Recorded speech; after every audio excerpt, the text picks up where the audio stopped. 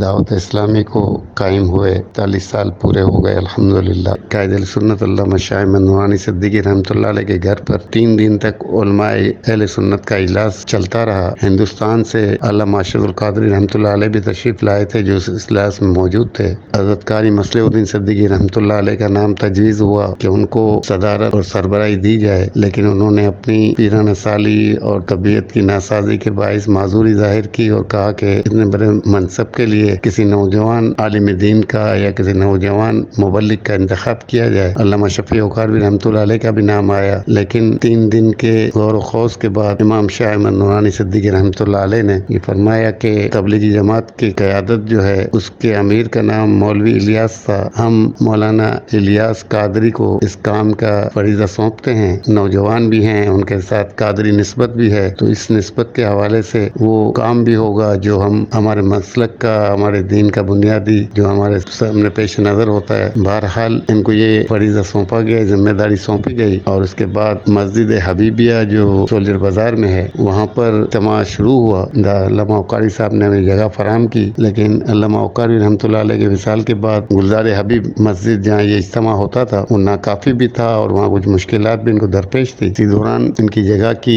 تلاش کا سلسلہ شروع ہوا۔ علامہ نورانی رحمۃ اللہ علیہ نے لطیف نورانی صاحب اور محمد علی آڈیہ صاحب کی ڈیوٹی لگائی کہ آپ جگہ کی تلاش کے لیے جو ہے فوری کوشش کریں۔ فیضان مدینہ جہاں قائم ہے سبزی منڈی کے ساتھ، اس زمین کے لیے امام نورانی رحمۃ اللہ علیہ کو آ کے اطلاع دی گئی کہ یہ پلاٹ مل رہا ہے۔ آپ نے اس پلاٹ کا فوری وزٹ کیا۔ دوسرے دن وزٹ کے بعد آپ نے استخارہ فرمایا اور دوسرے دن بھائی لطیف نورانی اور محمد علی آڈیہ صاحب کو بلا کے کہا کہ آپ فوراً اس جگہ کا سودا کریں۔ ان کا حضرت بہت زیادہ رقم ہے، 2.5 کروڑ کی جو ہے اماؤنٹ۔ حضرت نے کہا کہ آپ فوری طور پہ 50 لاکھ روپے کی جو ہے نا بیانہ کی رقم دیں، کیونکہ اس پلاٹ کے پیچھے آغا خان بھی پڑا ہوا ہے اور ہم نہیں چاہتے کہ یہاں پہ جو ہے کسی اور کے ہاتھ میں یہ جگہ جائے۔ اس جگہ پہ جو ہے ہمارا مرکز قائم ہونا چاہیے اور آپ فوری طور پہ جو ہے اس کا بیانہ دیں۔ بھائی محمد علی آڈیہ اور لطیف نورانی نے اس کی ٹوکن کی رقم دی۔ چندے کے لیے کوششیں ہوئی، اس کے بعد بہت کوشش ہوئی، لیکن کچھ وقت میں اتنا بڑا فنڈ جمع ہونا مشکل تھا۔ بہرحال امام نورانی رحمۃ اللہ علیہ نے ان دونوں صاحبان سے کہا کہ آپ قرض کے طور پہ اس کی رقم ادا کر دیں، بعد میں جب ہو جائے گا اس کے لیے فنڈ تو اس کی رقم جو ہے آپ کو دے دی جائے گی۔ آپ کے نام پہ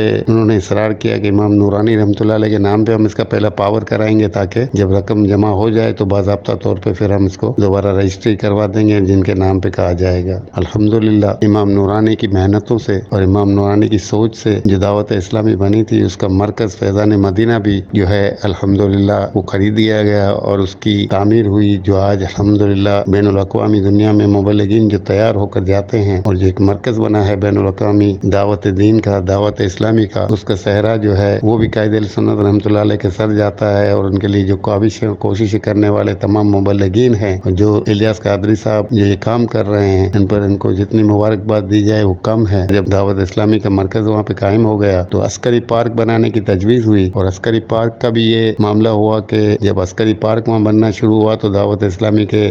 گزرگاہ جہاں تک لوگ آسانی سے جا سکتے تھے اس کو بند کرنے کا ڈیزائن اور نقشہ بنایا گیا اور اس کو ختم کرنے کے لیے اور راستے کو برقرار رکھنے کے لیے دعوت اسلامی کے جو شورا کے ارکان تھے، عمران اتاری صاحب اور دیگر، انہوں نے بہت کوششیں کی۔ نعمت اللہ خان ایڈوکیٹ اس وقت کراچی کے میئر تھے، ان سے بھی کوششیں کی، کور کمانڈروں سے، مختلف سیاسی اور مذہبی رہنماؤں سے، لیکن کہیں سے بھی اس کا رسپانس اس لیے نہ مل سکا کہ کور 5 کے لوگ جو یہ عسکری پارک بنا رہے تھے ان کی ضد تھی کہ نہیں، نقشہ وہی ہوگا کہ مکمل پارک بنے گا، بیچ سے راستہ نہیں بن سکتا۔ امام نورانی سے دبئی میں تھے الیاس قادری صاحب، امیر اہل سنت الیاس قادری صاحب نے فون پہ حضرت سے بات کی اور کہا کہ مشرف کا دور ہے اور مشرف صاحب آپ کی بہت عزت کرتے ہیں، آپ کی بات ٹالیں گے نہیں، آپ ان سے بات کریں۔ حضرت نے ان سے کہا کہ انشاءاللہ جو کچھ ہو سکے گی اس میں ہم کوششیں کریں گے۔ ہمارے کچھ صاحبان جو ہے سٹی گورنمنٹ کے اندر ناظم ہیں، راٹھور صاحب، فقیر اور تعظیم احمد صدیقی اور چند اور ساتھی ہمارے تھے جو ہم نے مل کے حضرت رحمۃ اللہ علیہ کی حکم پر قرارداد پیش کی۔ وہاں پہ بہت کچھ ہنگامہ ہوا لیکن قرارداد پہ دلائل دیے گئے اور وہ قرارداد جس پر فقیر کا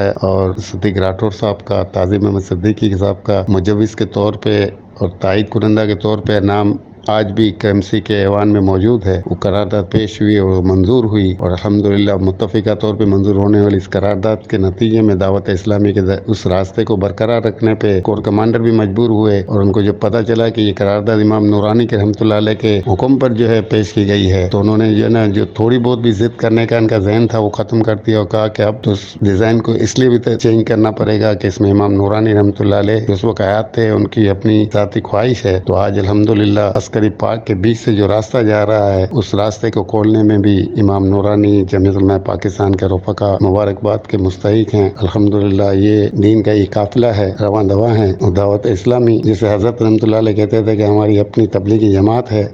اس کو ہر جگہ ہر موقع پہ جو ہے تعاون اور معاونت کی جائے، وہ دنیا بھر میں ہو رہا ہے، اور تمام احباب جو امام نورانی سے محبت رکھتے ہیں ان کو چاہیے کہ وہ امام نورانی کے لگائے ہوئے پودے کو جو آج ایک